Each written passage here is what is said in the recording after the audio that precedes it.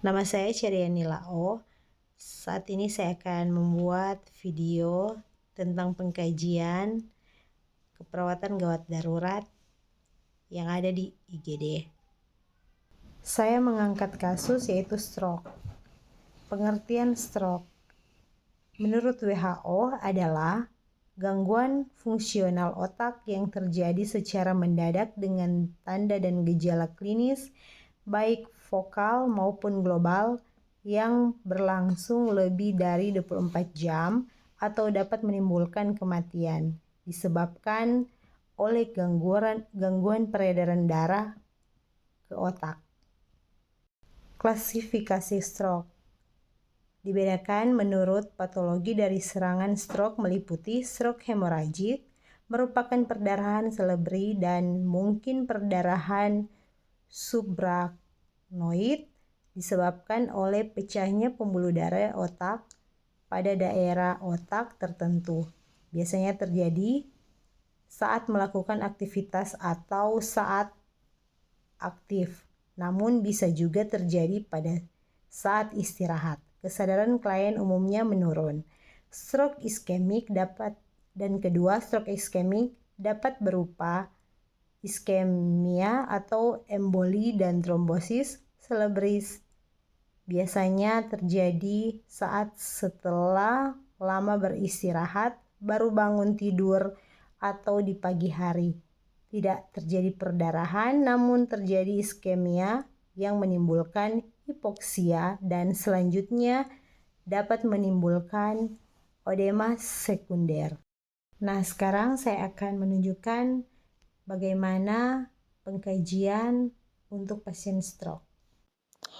Pengkajian ada data umum berisi nama pasien atau identitas pasien, keadaan umum, mengkaji keadaan umum pada pasien dengan masalah pada gangguan sirkulasi, berisi tentang observasi umum mengenai kelemahan, ekstremitas, kesulitan dalam berkomunikasi, peningkatan tekanan darah, perubahan sensasi, dan penurunan tingkat kesadaran. Dan berikut pengkajian primer yaitu ABCD, ada airway, breathing, circulation, disability, explore. Airway yang pertama dikaji adalah penilaian kepatenan atau kelancaran jalan nafas.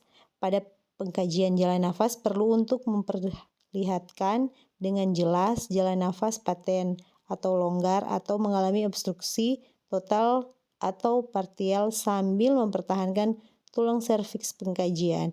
Pengkajian jalan nafas dilakukan dengan cara membuka mulut korban dan melihat muntahan, sekret darah, dan benda asing seperti gigi yang patah, mendengarkan suara gurling yang disebabkan oleh cairan di jalan nafas, snoring, pangkal lidah jatuh ke belakang.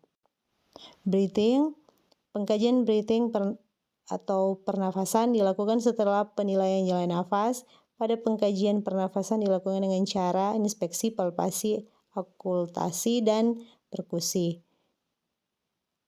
Inspeksi dada pasien dengan melihat kesimetrisan pengembangan dada, frekuensi, ritme, dan tipe pernafasan. Selanjutnya, circulation. Pengkajian